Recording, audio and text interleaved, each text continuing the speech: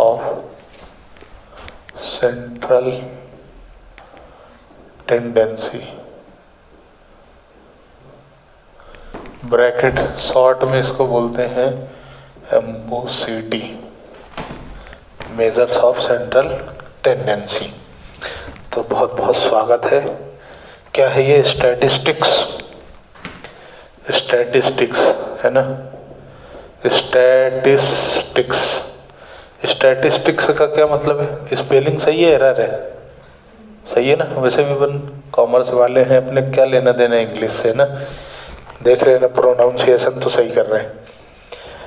तो स्टैटिस्टिक्स क्या है? जब आपकी इंफॉर्मेशन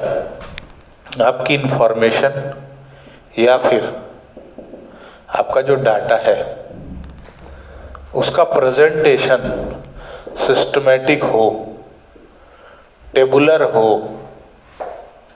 या फिर ग्राफिकल हो, जिससे क्या हो सके, आपका इंटरप्रिटेशन और एनालिसिस कर सके, आपके लिए इंफॉर्मेशन को या अनऑर्गेनाइज्ड डाटा को ऑर्गेनाइज्ड मैनर में प्रेजेंट किया जा सके, तो वो क्या कहलाता है? स्टैटिस्टिक्स।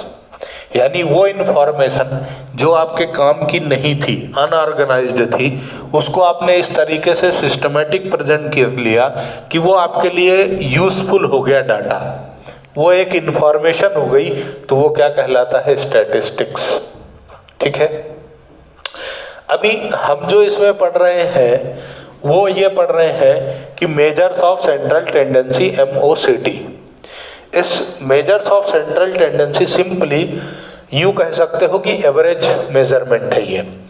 अच्छा, एवरेज मेजरमेंट का मतलब ये है कि इसका मतलब ये है मेजर्स ऑफ सेंट्रल टेंडेंसी का कि आपके पास पूरा ग्रुप है, पूरा होल डाटा है, उस डाटा में से आपके पास एक ऐसी वैल्यू है जिससे आप पूरे ग्रुप के बारे में बता सकते हो।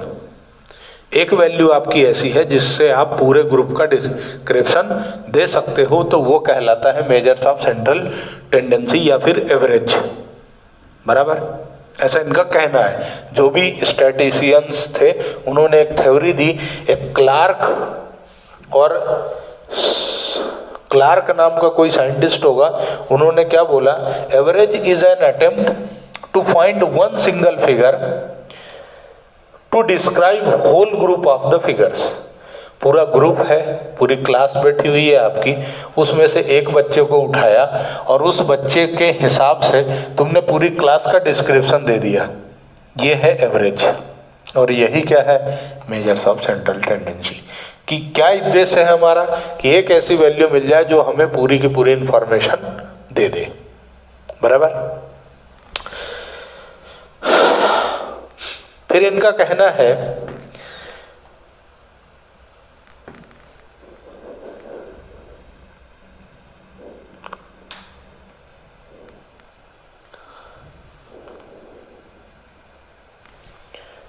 कि तुम थ्योरेटिकली तो ठीक है, लेकिन जब measures of central tendency is a single value which is used to represent an entire set of data. अपन अभी तक यही बोल रहे थे ना, क्लार्क नाम का साइंटिस्ट है, उनने क्या बोला कि measures of central tendency MOCT का क्या मतलब है? कि एक ऐसी वैल्यू कैलकुलेट करना जो पूरे के पूरे ग्रुप की इंफॉर्मेशन डिस्क्राइब कर ले, उसका कैरेक्टर जैसा हो वैसा पूरे के पूरे ग्रुप का कैरेक्टर हो। एक्सेप्शंस आर ऑलवेज देयर, है ना। इसी को तुम मेजर्स ऑफ सेंट्रल टेंडेंसी बोलो, मेजर्स ऑफ लोकेशन बोलो या एवरेज बोलो, एक ही बात है ना। इसमें हमको तीन चीजें पढ़नी है। क्या क्या पढ़ना है? सेंट्रल मतलब बीच का, measures of central tendency, tendency का मतलब होता है नेचर।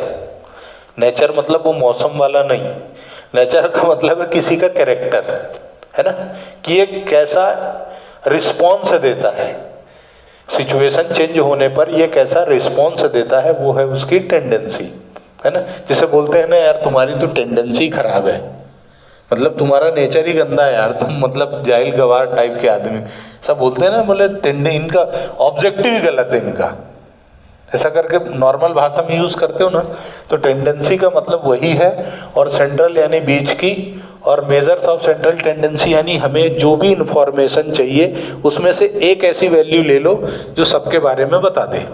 ठीक, तो इसमें हमको 3 चीजें पढ़नी है। पहली है अरिथमेटिक मीन, नोट कर लो, अरिथमेटिक मीन। दूसरा है मीडियन, और तीसरा है मोड। इसका रिप्रेजेंटेशन हम x बार से करेंगे, इसका हम कैपिटल M से करते हैं, और इसको हम रिप्रेजेंट करते हैं Z से।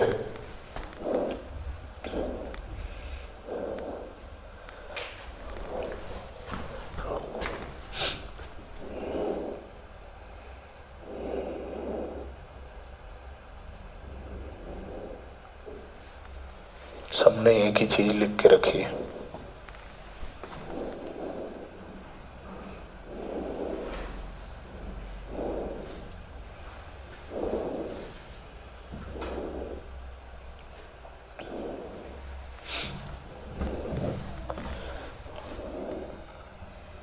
है तो मेजर्स ऑफ सेंट्रल टेंडेंसी को अब मैं सिर्फ बोलूंगा MOCT, मीन, मीडियन और मोड। ठीक, मीन मतलब x बार, मीडियन M और मोड Z, बराबर। Objective and functions of average, ये जो एवरेज हम कैलकुलेट करेंगे उद्देश्य क्या है?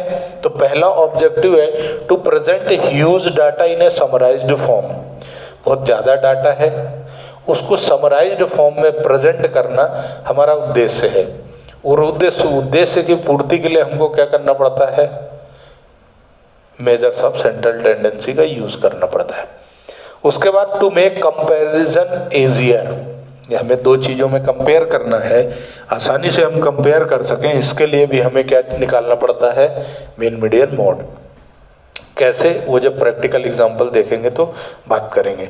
To help in decision making, government कई बार पॉलिसी बनाने के लिए डाटा यूज करती है। अच्छा सर, गवर्नमेंट कैसे करती है? तो गवर्नमेंट डाटा ऐसे निकालती है कि पॉपुलेशन काउंटिंग 10 साल में एक बार होता है, जनसंख्या यानी जनगणना 10 साल में एक बार होती है। 2001 में हुई, 2011 में हुई, अब कब होगी? 2021 में। तो ये 10 साल में काउंटिंग होती है, लेकिन नंबर ऑफ लोग, नंबर ऑफ पीपुल उस कंट्री में कितने हैं, ये हर साल बताया जाता है। ऐसा कैसा चमत्कार है, कौन से बाबा आके बता देता है? तो वहाँ पर स्टैटिस्टिक्स यूज होता है, और इन्हीं के कैलकुलेशंस से हर साल की संख्या का अनुमान लगाया जाता है कि कितनी पॉपुलेशन होगी। ठीक है, एवरेज का इस्तेमाल करके यहाँ डिसीजन मेकिंग। उसके बाद गवर्नमेंट पॉलिसी बनाती है कि पहले गरीब कितने थे, अभी गरीब कितने होंगे। कोई से भी पॉलिसी आती है, जैसे किसानों को मोदी जी ने 6-6 हज़ार बोला कि हर साल हम किसानों को क्या देंगे? 3 किस्तों में 2-2 हज़ार की 3 किस्तों में 6,000 रुपये देंगे।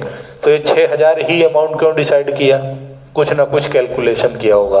कहाँ से किया होगा? ये डाटा के थ्रू ही किया होगा।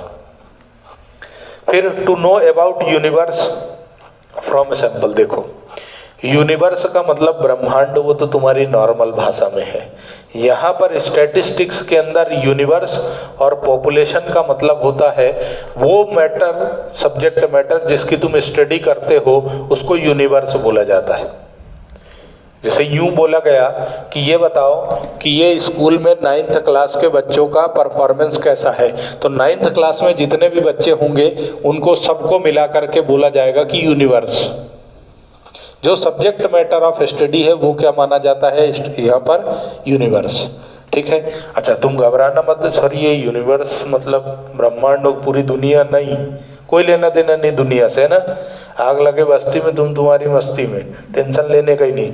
यूनिवर्स का मतलब सिर्फ और सिर्फ क्या है कि जो सब्जेक्ट मैटर की तुम स्टडी कर रहे हो, जिसकी तुम्हें जानकारी निकालना है, वो पूरा सब्जेक्ट मैटर क्या कहलाता है? यूनिवर्स। और उसके अंदर जो लोग हैं वो क्या कहलाते हैं? पॉपुलेशन। ठीक। To trace price precious relationship, relationship बनाने का भी काम आता है। कैसे होता है? देखो, पूरे के पूरे स्टैटिस्टिक्स में हम बहुत सारे चैप्टर पढ़ेंगे, है ना। कुछ चैप्टर ऐसे हैं ये पूरा एक में ही सिर्फ मीन मीडियन मोड में सारे कैरेक्टर या ऑब्जेक्टिव सेट नहीं होते हैं, यहाँ से लेके आखिरी तक में, जैसे मीन मीडियन मोड। उसके बाद हम पढ़ेंगे measures of dispersion, range range के बाद क्वार्टाइल डेविएशन, और उसके बाद MD mean deviation, SD standard deviation. फिर हम पढ़ेंगे correlation, regression, index number, time series, ऐसा करके बहुत सारी चीजें होती हैं स्टैटिस्टिक्स के अंदर, ठीक है। उन सब में कहीं ना कहीं ये सारी बातें कवर हो जाती हैं। Base for computing the measures, basis होता है कंप्यूटेशन के लिए, आगे का जो भी है कैलकुलेशन वो इन पर ही डिपेंड करता है, ठीक है।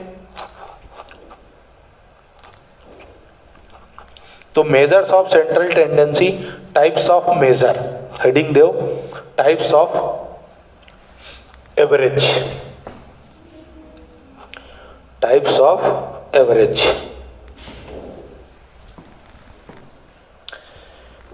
क्या हेडिंग दे दी अपन ने? Types of average. एवरेज तीन तरह का होता है। एक होता है मैथमेटिकल एवरेज, मैथमेटिकल एवरेज। दूसरा होता है पोजीशनल, स्वागत है आपका, पोजीशनल एवरेज। और एक होता है कॉमर्शियल एवरेज,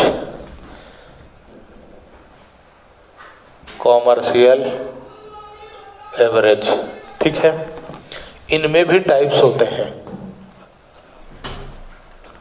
जैसे मैथमेटिकल एवरेज में क्या क्या आता है? तीन चीजें आती हैं, ये सब तुम लोगों ने पहले पढ़ रखी है, फिर भी हम एक बार और पढ़ते हैं। इसको बोलते हैं अरिथमेटिकल एवरेज, ठीक, मीन, अरिथमेटिक मीन, यही है तुम्हारा AM,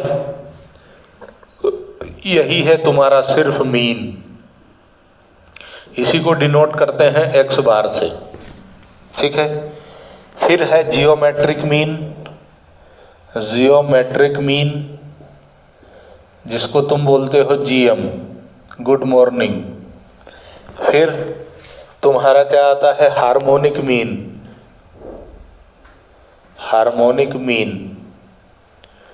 HM, ठीक है। ये होते हैं तीन मैथमेटिकल एवरेज। फिर पोजीशनल एवरेज दो होते हैं, एक होता है मीडियन, और दूसरा मीडियन को हम डिनोट करते हैं कैपिटल M से, और दूसरा होता है मोड, जिसको हम डिनोट करते हैं Z से। फिर होता है कॉमर्शियल एवरेज, और कॉमर्शियल एवरेज में भी तीन होते हैं। कौन कौन से? देखो, प्रोग्रेसिव मूविंग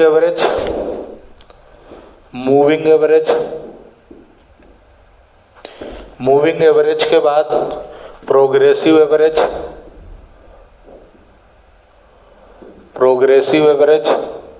और प्रोग्रेसिव एवरेज के बाद होता है कंपोजिट एवरेज।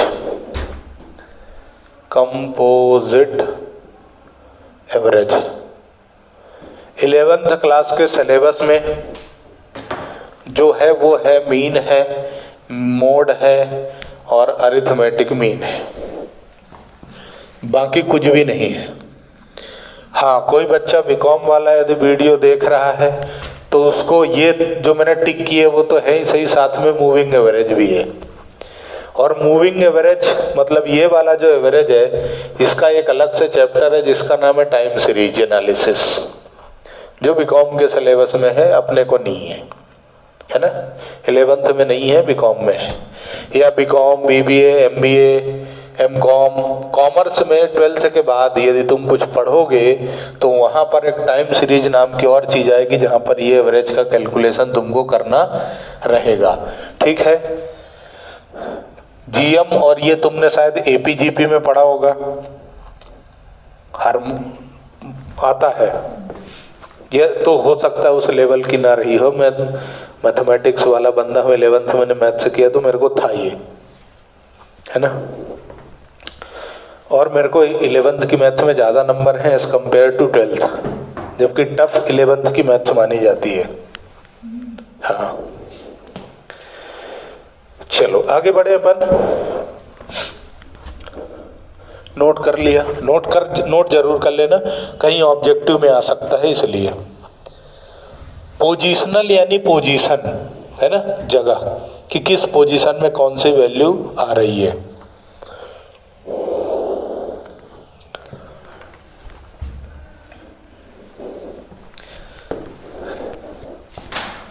ऐसा मान लो कि इधर का नोट कर लिया होगा, और टाइम का विशेष ध्यान रखें। आप लोगों से मेरा विशेष आग्रह है, निवेदन है, बस इतना ही कर सकता हूं, है ना, ज्यादा कुछ कर नहीं सकते।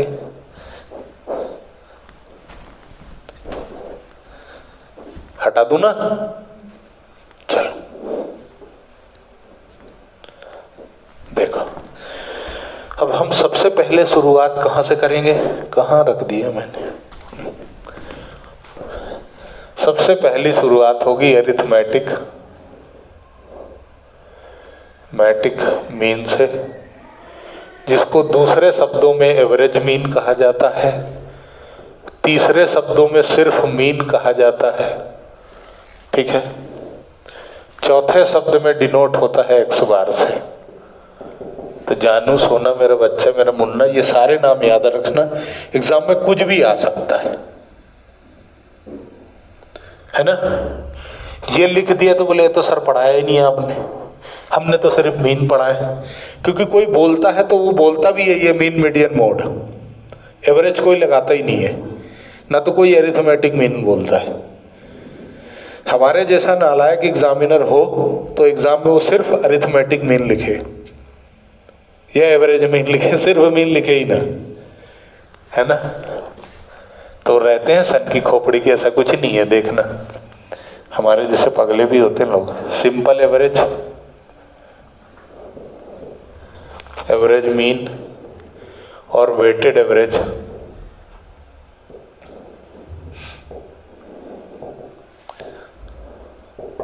दो तरह का मीन होता है, अरिथमेटिक मीन, एवरेज मीन या मीन दो तरह का होता है, सिंपल और वेटेड एवरेज। ठीक है। सिंपल में क्या है और वेटेड में क्या है। सिंपल का मतलब सिंपल, नथिंग। लेकिन ये सारी चीजें पढ़ने से पहले तुमको ये मालूम है कि पूरी स्टैटिस्टिक्स का अंदर जो प्रेजेंटेशन होता है स्टैटिस्टिक्स का, जिसको हम टेबुलर प्रेजेंटेशन के नाम से जानते हैं, है ना। ग्राफिकल प्रेजेंटेशन, टेबुलर प्रेजेंटेशन, है ना, ऐसा होता है ना। चार्ट में पाई चार्ट डायग्राम बनता है, हेप्टोग्राम ऐसा करके बनते हैं ना बहुत सारे डायग्राम, है ना। वहां पर तुमने पढ़ा होगा टेलीमार्क, पढ़ा है क्या। जितनी वैल्यू रहती गिन के और फिर डंडे खींचते हैं, है ना। 4 हैं तो 4 डंडे हेड़ देते हो ऐसे, और यदि 5 आ गए तो इसको यूं कर देते हो, है ना। बराबर है ना। फेवरेट था, अभी भी है सिलेबस में, है ना। 11th के सिलेबस में अभी भी है, बीकॉम में भी है, लेकिन कोई पूछता नहीं है इसलिए कोई पढ़ाता भी नहीं है ना। तो वहां पर तुमने ये पढ़ा होगा कि जो पूरा का पूरा स्टैटिस्टिक्स है उसको हम सीरीज में डिवाइड कर देते हैं, और हमारे पास जो सीरीज है वो 3 तरह की होती है। एक होती है इंडिविजुअल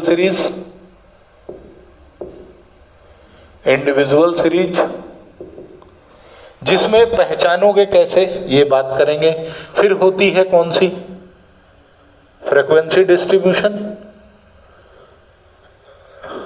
फ्रीक्वेंसी डिस्ट्रीब्यूशन बोलते हैं कि discrete series, sorry, discrete series, और होती है कंटिन्यूअस सीरीज। कंटिन्यूअस सीरीज का दूसरा नाम frequency distribution, frequency distribution series होता है। ये 3 तरह की सीरीज होती हैं, है ना। थोड़ी देर में बोलोगे ऐसा भी कुछ होता है क्या? देखो, पढ़ा सब कुछ है, ये भी मालूम है मुझे, है ना। ऐसा कुछ भी नहीं जो नहीं पढ़ा है, सब पढ़ा है, पर ढंग से नहीं पढ़ा है ना। हाँ, मेरा तो स्टैटिस्टिक्स फेवरेट है शुरू से। ट्रिग्नोमेट्री तुम लोगों को पसंद नहीं होगी। ट्रिग्नोमेट्री वही है कि साइन थीटा कॉस थीटा वाली, मेरा फेवरेट टॉपिक था।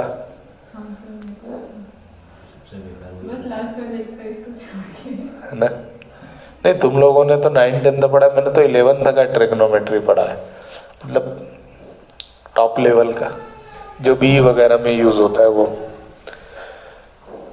और मैंने कभी भी एक भी मार्क्स डिडक्ट नहीं हुए, कभी भी नहीं। इंडिविजुअल सीरीज मतलब इकलौती है। थोड़ा सा मैं मान के चलता हूं कि तुमको कुछ नहीं आता। यहां पर होता है ओनली एक्स, सिर्फ और सिर्फ एक्स होता है। एक्स का मतलब होता है ऑब्जर्वेशन। जैसे तुम्हें यूं पूछा क्लास में कितने बच्चे, तुमने बोला 10, 1 2 3 4 5 6, सिर्फ यही दिया है और कुछ भी नहीं है। That is individual series only x. Discrete series में एक्स एंड एफ होगा।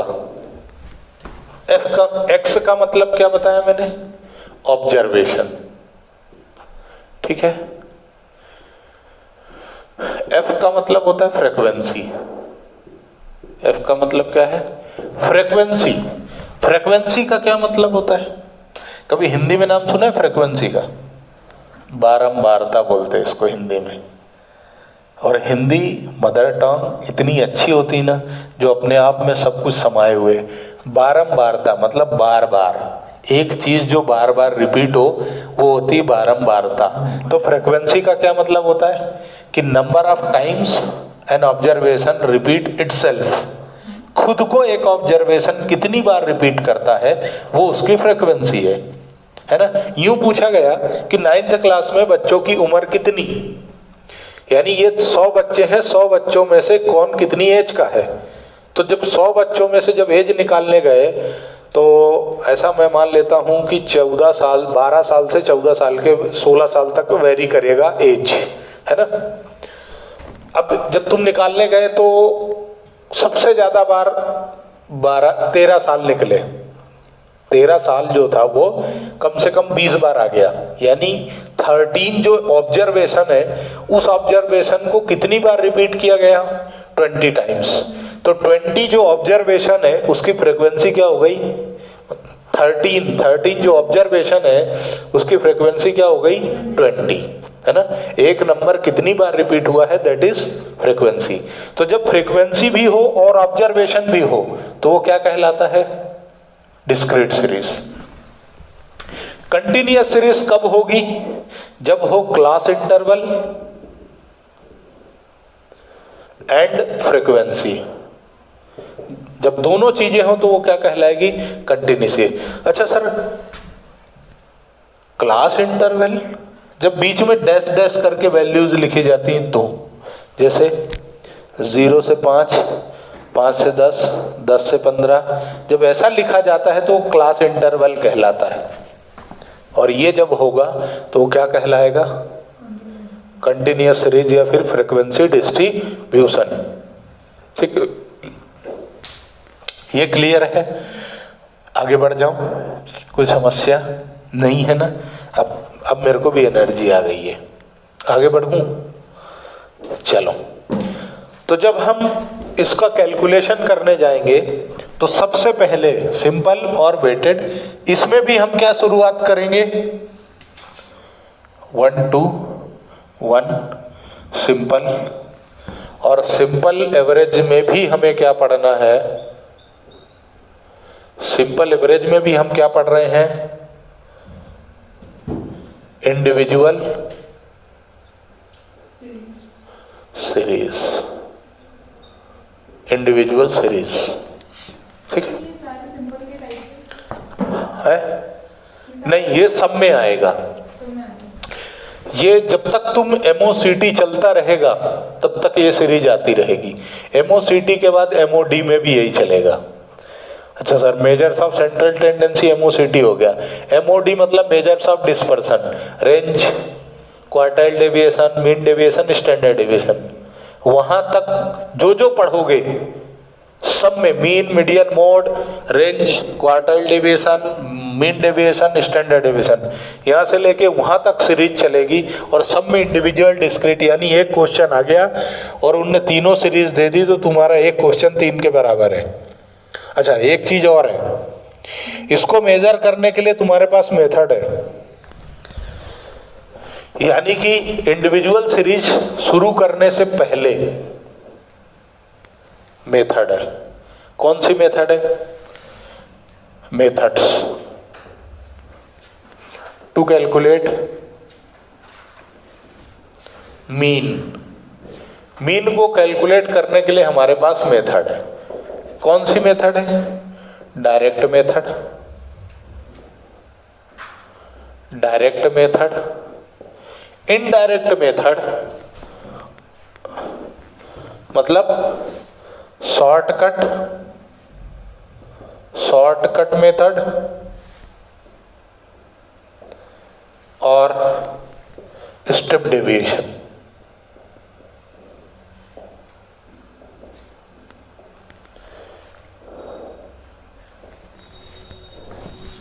है, ठीक है?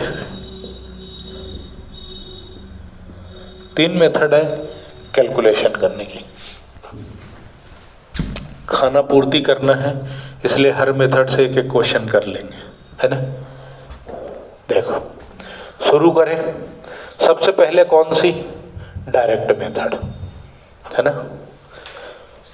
तो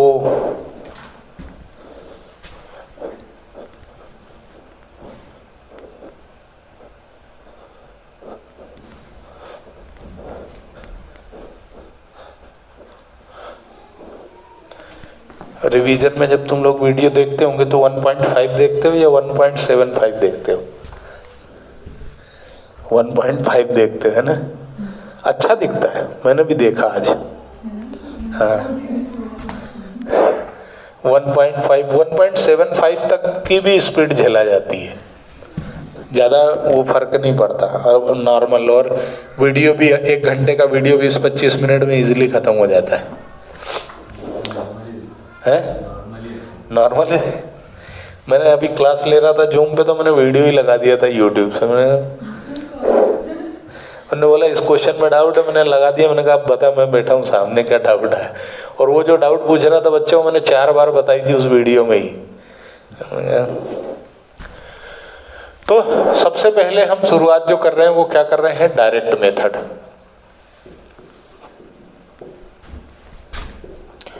डायरेक्ट मेथड से हम क्या निकालेंगे?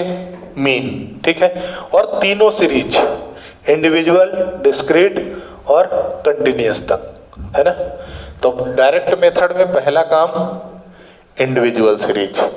इंडिविजुअल सीरीज मतलब क्या? बहुत बकवास लगता है ये चैप्टर, ठीक है? सबसे पहले तो इसका फार्मूला कैसे कैलकुलेट करोगे? Summation X upon N. Summation X का मतलब क्या है? Number of, sum of observation, all observations, मतलब x1 plus x2 plus x3 plus continue. n का मतलब number of observation, number of observations, ठीक?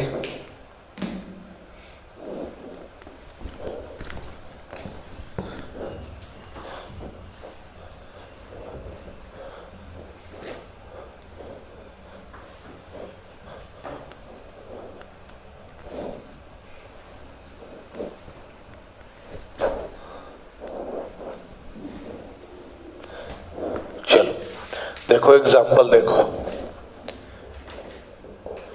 बोलो वैल्यूज ले लें मन से या बुक से ले लूं? मन से ले लूं या बुक से? बुक से ले लूं तो देखो 85, 60, 85, 60, 50, 75, 75 के बाद क्या है 55,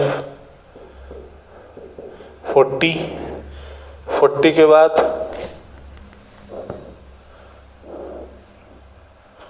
55 और उसके बाद 70, 45 और 65। ये तुम्हारे पास वैल्यूज दी दी गई और क्या बोला?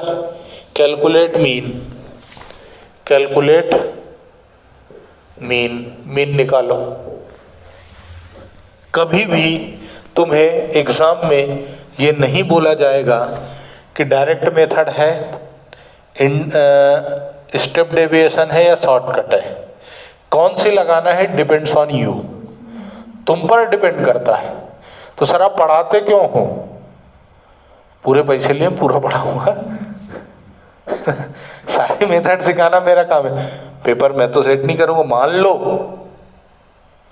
लॉकडाउन का समय है, बीवी नाराज हो, मायके गई हो, बंदे को चाय वाय नहीं मिली हो, खाना नाश्ता नहीं मिला हो, बंदा एकदम खतरनाक मूड पे पेपर सेट करने बैठा और बोले आज तो निपटा के ही रहूंगा।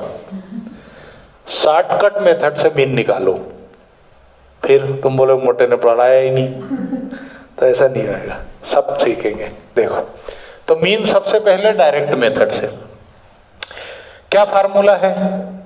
X bar is equal to summation X upon N, और समेशन एक्स का मतलब जितनी भी ऑब्जर्वेशन है सबका टोटल कर लो।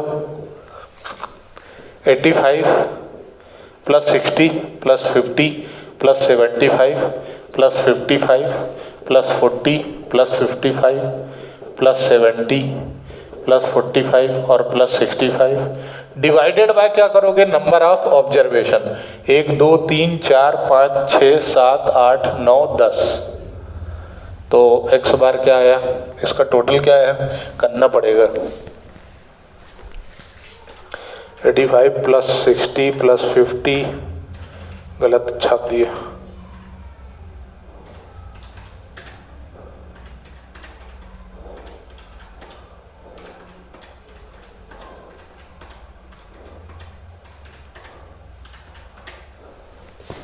$600 डिवाइडेड बाय 10, तो एक्स बार कितना आ गया? 0 से 0 को मॉडल 60। सिंपल है ना? नाम ही सिंपल है। अच्छा सर इसी मेथड में यदि मैं क्या लगा दूं? शॉर्टकट, है ना? ये पूरे अपन क्वेश्चन एक बार कर लेते हैं, रिवीजन कर लेते हैं, एक तरह से यूं कह सकता हूं, फिर उसके बाद एक मास्टर टेबल बना देंगे फार्मूले की, तीनों मेथड की फार्मूले एक साथ कर देंगे, ठीक है? हाँ देखिए जरा किसमें कितना है दम, दम तो बहुत है। चलो आगे बढ़े। अभी इंडिविजुअल सीरीज में ही, अच्छा अब तुम लोग बताओ कि क्या पहले पूरा कंप्लीट डायरेक्ट मेथड कर दूं, फिर शॉर्टकट में जाऊं और फिर स्टेप डेविएशन में जाऊं, या फिर एक सीरीज उठाऊं और उस सीरीज में तीनों मेथड एक साथ अलग अलग? तो ये डायरेक्ट मेथड, इंडिविजुअल सीरीज, ठीक है? ये और इसमें प्रैक्टिस की जरूरत तो नहीं है ना, इसमें चंगू मंगू है, कोई मतलब का नहीं है। आगे बढ़ जाए। तो अब किस में जाओगे? कौन सी सीरीज में जाएंगे अब अपन? बहुत बढ़िया, डिस्क्रीट सीरीज में आते हैं। हटा दूं?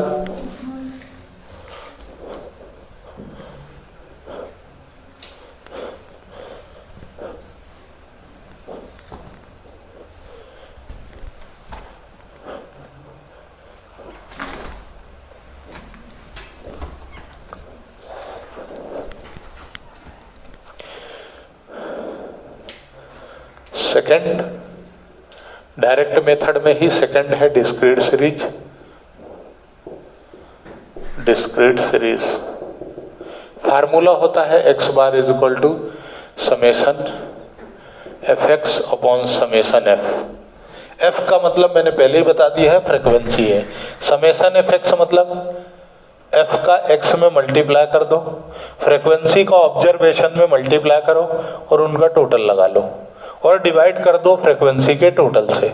फ्रीक्वेंसी मतलब एक नंबर ने, एक ऑब्जर्वेशन ने अपने आप को कितनी बार रिपीट किया। जैसे तुमने ध्यान नहीं दिया होगा, ये जो भी हमने पहला एग्जांपल लिया था इंडिविजुअल का, यहाँ पर हमने 55 दो बार लिखा है, यानी 55 की फ्रीक्वेंसी कितनी है, 2 है। ठीक है, चलो अब एक क्वेश्चन करते हैं। यहाँ पर x और f, x में क्या दिया है, मान लो कि x में दिया है मार्क्स, उनने ऐसा लिखा क्वेश्चन ने मार्क्स और फ्रीक्वेंसी, तो जो मार्क्स हैं वो क्या है, x है, जो मार्क्स हैं वही क्या है, x है, जो ऑब्जर्वेशन है वही x है। ठीक है, फ्रीक्वेंसी तो फ्रीक्वेंसी ही है, बराबर है। तो देखो देखते हैं अपन, यहाँ दिया है 20, 30, 40, 50, 60, ठीक है, 70, और इनकी तुमको फ्रीक्वेंसी दे दी।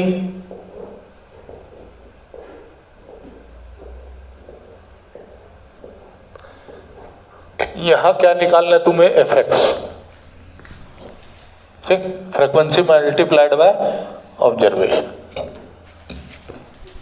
फ्रीक्वेंसी कितनी है, 8, 12, 20, 10, 6 और 4।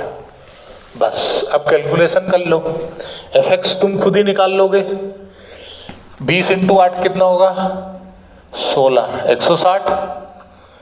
30 इंटू 12, 360, 800, 500, 360, 728, 280। ठीक, अब तुमको क्या चाहिए, समेशन एफ एक्स चाहिए और समेशन एफ चाहिए। तो फ्रीक्वेंसी का टोटल कितना आ रहा है, 8 और ये 12, 20, 20 और 20, 40, 40 और 10, 60, सॉरी 50, 50 और 6, 56 और 4, 60। अब इसका टोटल करो तो कितना आएगा, इसका पूरे का टोटल करोगे तो 2460 आएगा। बस x bar is equal to क्या हो गया, summation F X upon summation F.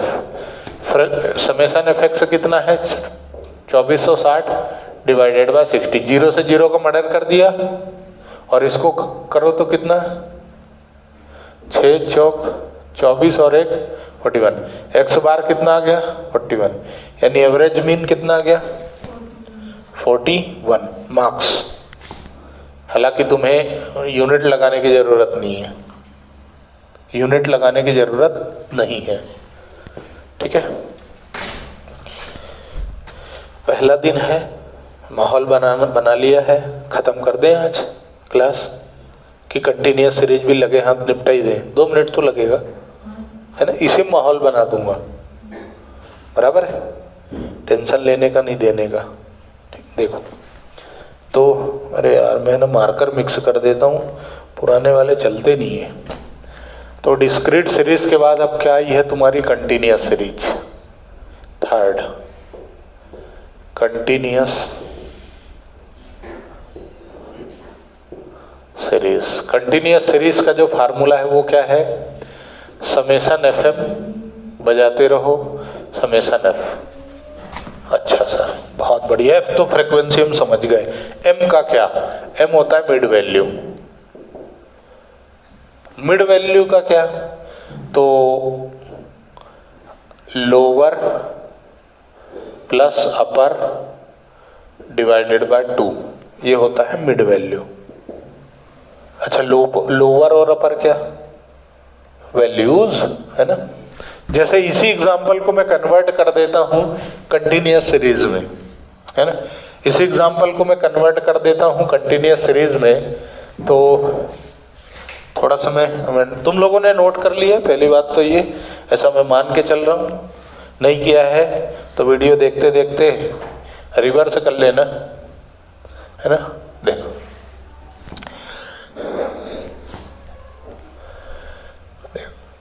इसको हम क्या करेंगे, हवन करेंगे।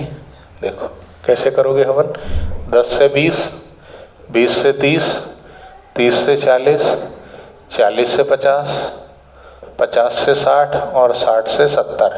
कोई भी अभी ज्ञान की घंटी मत बजाना, है ना। ओपन एंडेड, क्लोज एंडेड, अब higher than, more than, less than, है ना, सब पढ़ेंगे, है ना। हाँ, ये हो गया कंटिन्यूअस सीरीज। अब यहाँ तुम्हारे पास फ्रीक्वेंसी तो है, तुमको क्या चाहिए, मिड वैल्यू एम। उसके बाद क्या चाहिए, एफएम, रेडियो मिर्ची। चलो ठीक है ना, कर दो। अब कैसे निकालोगे, दोनों का टोटल डिवाइडेड बाय 2, तो 20 और 10 30 डिवाइडेड बाय 2 तो 15। फिर यहाँ पे घबराओ मत, गधा माली बिल्कुल मत करो। इन दोनों का क्या है 15, सबकी गैप कॉमन है, कितने से, 10 से, बढ़ा दो, 25, 35, 45, 55, 65।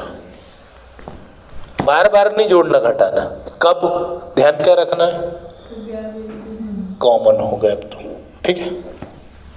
अब क्या करोगे, 8 × 15 कितना होएगा, नहीं 15 की टेबल नहीं आती सर, अब क्या करें, बुढ़ापा आ गया, याद ही नहीं रहता। 12 × 25 300, 35 दूना 70 होता है, 45 तो 450, 330 और 65 × 4 260, ठीक है। बस टोटल कर लो, समेशन एफ, ये तो 60 ही है, ये तो बदला ही नहीं क्योंकि अपन ने नंबर ही चेंज नहीं किया है। इसका टोटल कर लो, तो कितना, 120 + 300 + 700 + 450 + 330 + 260, टोटल हो गया 2160। मल्टीप्लाई में यदि कोई गड़बड़ हुई हो तो इसको भूल चूक लेनी देनी माफ कर देना, हमको भी जल्दी तुमको भी जल्दी है, बराबर है। अब यहाँ पे फार्मूला x बार का क्या है, summation F M divided by summation F. X bar is equal to summation F M, तुम्हारा कितना आया 2160 डिवाइडेड बाय समेशन फ्रीक्वेंसी का है 60, 0 से 0, ये कितना आया, 3 से काट दो, 3 से काट दूं तो 3 डायरेक्ट कट गया, 6 से 36। बहुत बढ़िया, धन्यवाद। ये फ्रीक्वेंसी तुम्हारा मेन आ गया, ठीक है। जिनको भी कॉन्फिडेंस नहीं आया है वो एक बार देख जरूर लेना, तो कॉन्फिडेंस आ जाएगा, है ना। तो बहुत बड़ी चीज नहीं है, हमने डायरेक्ट मेथड कंप्लीट की है, इंडिविजुअल सीरीज, डिस्क्रीट सीरीज और कंटिन्यूअस सीरीज। एग्जाम में कोई स्पेसिफिकेशन नहीं होता है, लेकिन पूरा का पूरा स्टैटिस्टिक्स कॉमर्स में जब तक पढ़ोगे, यदि पढ़ाई करोगे तो काम आएगी, है ना, चाहे कुछ भी पढ़ो। इसलिए अच्छे से पढ़ के रखना, कम से कम इस विषय का फीस अलग से मत भरना, है ना। बोले कैसा मास्टर है यार, बंद कर, ठीक।